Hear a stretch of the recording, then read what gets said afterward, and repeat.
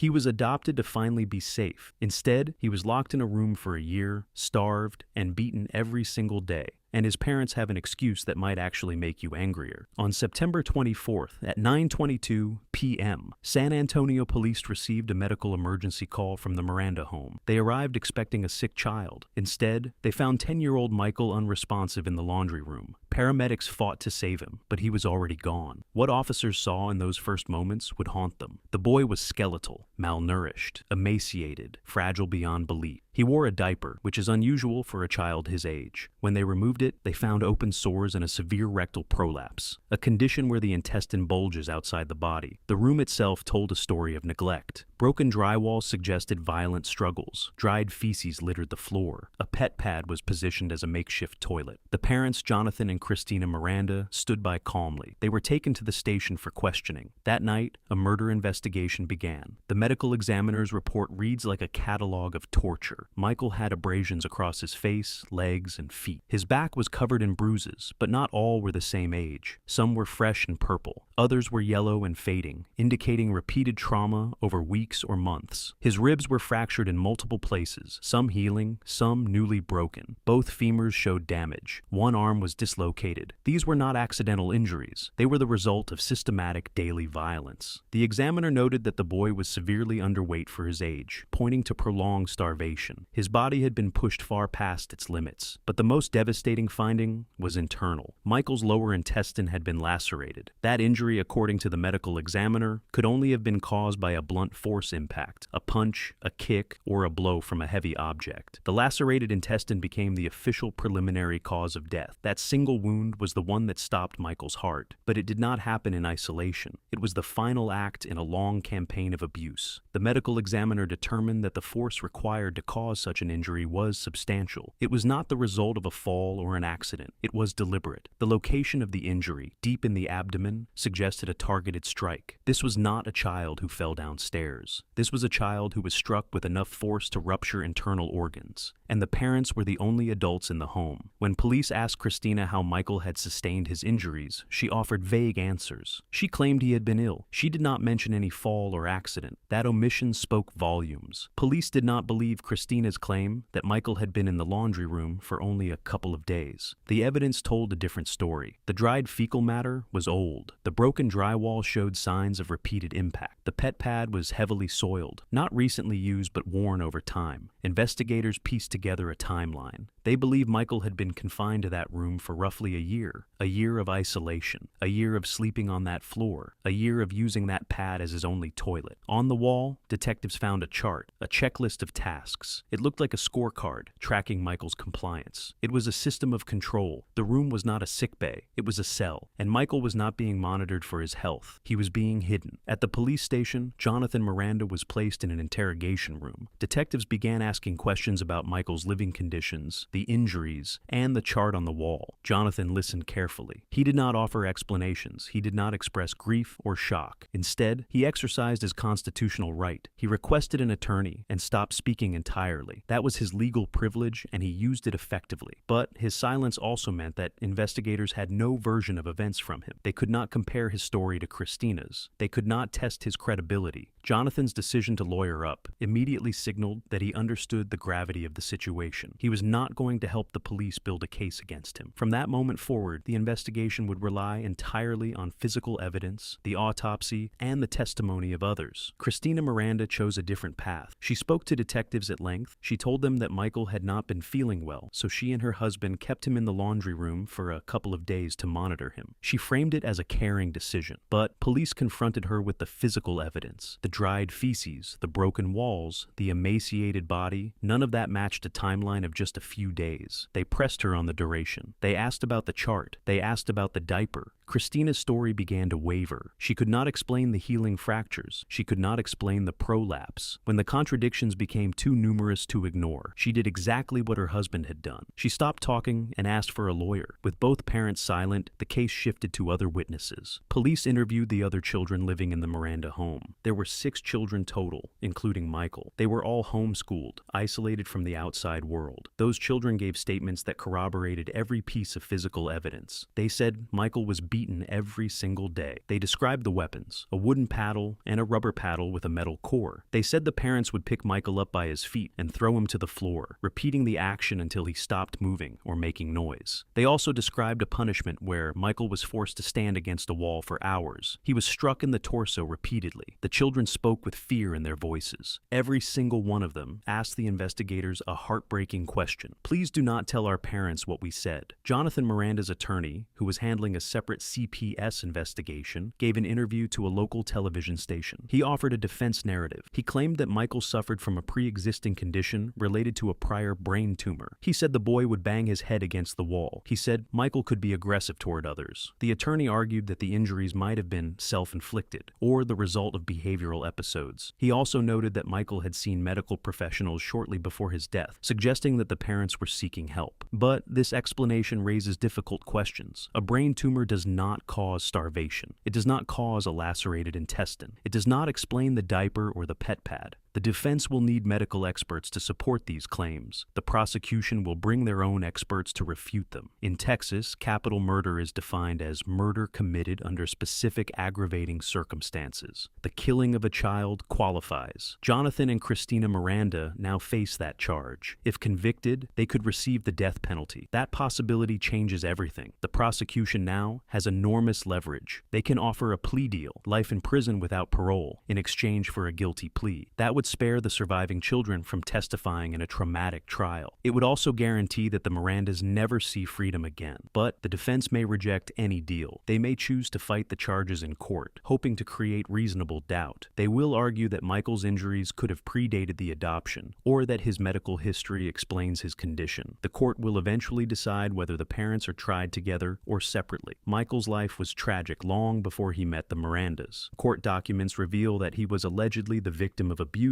neglect, and sexual abuse before his adoption. He had already survived a brain tumor. He had already endured trauma. The Mirandas knew his history. They were supposed to be his rescue. Instead, according to police, they became his tormentors. Now, the legal process will take months or even years. The defense will hire experts to challenge the medical evidence. The prosecution will build a timeline stretching back to the day Michael entered that home. The other children will be evaluated for their ability to testify. This case is not going to resolve quickly, but one thing is already clear. Michael's smile, captured in that single photograph, stands in stark contrast to everything that happened behind the closed doors of the Miranda house.